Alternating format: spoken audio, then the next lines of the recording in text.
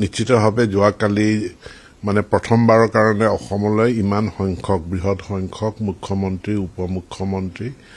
কেন্দ্ৰীয় মন্ত্ৰী আৰু তাৰোপৰি বহুকেইজন উদ্যোগপতি অসমলৈ আহিছে আমাৰ মুখ্যমন্ত্ৰীৰ শপত গ্ৰহণ অনুষ্ঠানত এইটো লৈ আমি গৌৰৱান্বিত মই চন্দ্ৰবাবু নাইডু ডাঙৰীয়াৰ লগত ডিউটিত আছিলোঁ তেখেতক ৰিচিভ কৰা আৰু তেখেতে যোৱাৰ সময়ত খুব উচ্চ প্ৰশংসা কৰি গৈছে আমাৰ যিটো প্ৰট'কল ব্যৱস্থাপনা আছিলে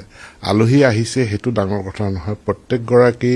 মুখ্যমন্ত্ৰী VVIPক ৰিচিভ কৰা তেওঁলোকক ইয়াত থকাৰ ব্যৱস্থা কৰা আৰু পুনৰ তেওঁলোকক এয়াৰপৰ্টত গৈ তেওঁলোকক বিদায় জনোৱা এই গোটেই কামখিনি চিমলেছলি কৰা গতিকে অসম চৰকাৰৰ প্ৰশাসনক মই ধন্যবাদ জনাইছোঁ খুব চিমলেছলি ক'তো কোনো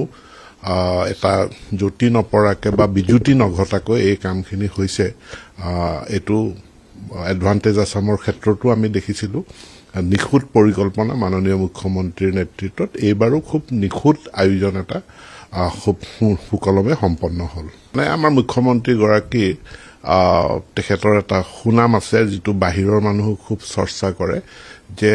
নিখুঁত পৰিকল্পনা আৰু প্ৰত্যেকটো ক্ষুদ্ৰ ক্ষুদ্ৰ বিষয়ত তেওঁৰ ব্যক্তিগত নিৰীক্ষণ তেওঁৰ পাৰ্চনেল এটেনশ্যন তেওঁ নিজে দিয়ে আৰু তাৰ কাৰণেই ইমান নিখুঁতভাৱে এই কামখিনি কৰিব পৰা হৈছে আমি সেইকাৰণে এতিয়া ইয়াক লৈ আমি গৰ্ব অনুভৱ কৰিছোঁ খুব সুন্দৰভাৱে অতিথিসকল আহিল আৰু তেওঁলোক সুন্দৰভাৱে ইয়াৰ পৰা ঘূৰি গ'ল প্ৰথম কথাটো হ'ল প্ৰথমতে ডাঙৰ কথা বিজেপি মডেল যে বিজেপি শাসিত ৰাজ্যসমূহ বিজেপিৰ কেন্দ্ৰীয় চৰকাৰ ই সম্পূৰ্ণৰূপে এটা ডিফাৰেণ্ট কাইণ্ড অফ ৰাজনীতি আৰু এটা ব্যতিক্ৰমী প্ৰশাসন আৰু তাৰ ঊৰ্ধত ডক্টৰ হিমন্ত বিশ্ব শৰ্মা তেখেতৰ মূল তেওঁ 24/7 মানে তেওঁ প্ৰথমবাৰ মুখ্যমন্ত্ৰী হওঁতে কৈছিল গতিকে দিনটোৰ সৰ্বাধিক সময় তেখেত সক্ৰিয় হৈ থাকে আৰু ক্ষুদ্ৰ ক্ষুদ্ৰাতি বিষয়সমূহতো তেওঁ ব্যক্তিগতভাৱে নিৰীক্ষণ কৰে আৰু এইটোৱে আমাৰ আঁচনিসমূহ আমাৰ কামসমূহক খৰতকীয়াকৈ ৰূপায়ণ কৰা তাত বিশেষ অৰিহণা আগবঢ়াইছে তাৰ পাছত তেখেতৰ ব্যতিক্ৰমী চিন্তাধাৰা অসমখনক কেনেকৈ আগুৱাই লৈ যাব লাগে তাৰ এটা ভিছন তেখেতৰ আছিল এতিয়া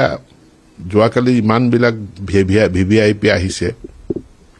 তেতিয়া আমি উপলব্ধি কৰিছোঁ যে এই ৰাস্তাবিলাক 4-লেন ৰাস্তা যদি নহ'লহেঁতেন এই আমাৰ ফ্লাইঅভাৰবিলাক যদি নহ'লহেঁতেন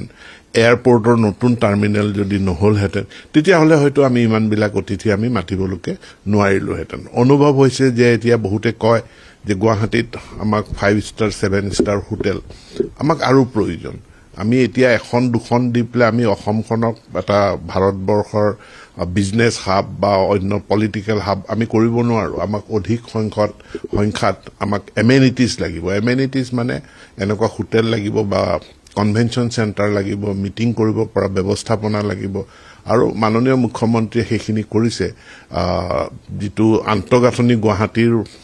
তেওঁ সৃষ্টি কৰিলে তাৰ কাৰণে বৃহৎ ট্ৰেফিক কোনো যান জঁট নোহোৱাকৈ ইমান বৃহৎ অনুষ্ঠান এটা গুৱাহাটীত কৰিব পৰাটো সম্ভৱপৰ হ'ল প্ৰথম কথাটো হ'ল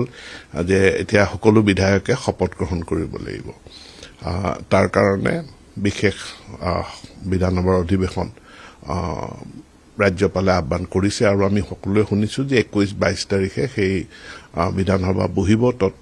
এজন প্ৰটেম স্পীকাৰৰ অধীনত সকলো বিধায়কে শপত গ্ৰহণ কৰিব আৰু তাৰ পাছত কোনোবা এটা শুভ দিনত সেইটো মাননীয় মুখ্যমন্ত্ৰীৰ তেখেতৰ প্ৰিৰগেটিভ তেখেতৰ নিৰ্দেশনা তেখেতৰ নেতৃত্বত মন্ত্ৰীসভা বাকী মন্ত্ৰীসকল তেওঁ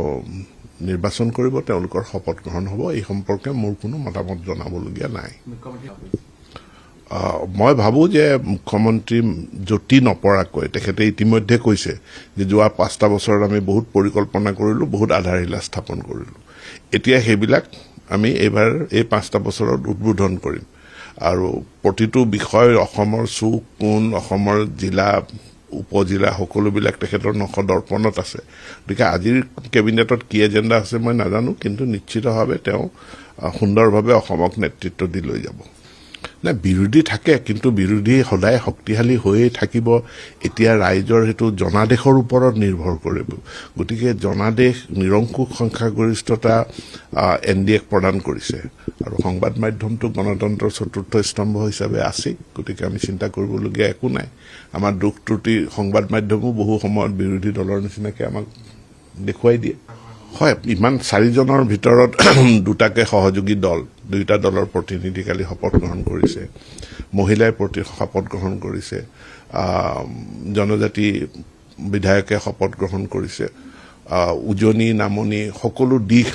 এই চাৰিজন নহয় মুখ্যমন্ত্ৰীক সামৰি ল'লে 5জন এই 5জনৰ ভিতৰত গোটেইখিনি